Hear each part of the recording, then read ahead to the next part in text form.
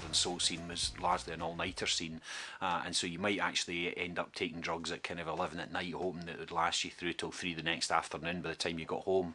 So that was what was kind of driving it. And I know there were people, you know, doing chemist shops in during the week in order to have drugs for the weekend or whatever.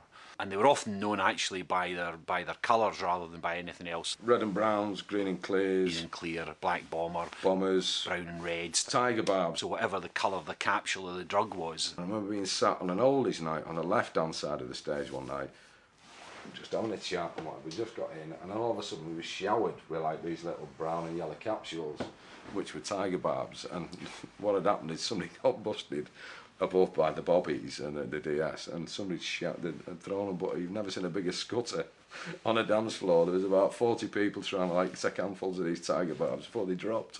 The cheapest and the absolute worst way of getting a buzz was a thing called a benzodrex inhaler, which is very like a Vic inhaler that they have these days, and I think they took these off the market. I don't know whether that had anything to do with the fact that they knew what was being used, and you had to sort of break the plastic outer thing, and inside was a like a sort of little paper thing. You chop this up, and you had to have a coke ready because it was absolutely foul to take. So you'd swallow this chopped up thing in one, down it with a coke like that sort of thing, and about an hour later you get a buzz.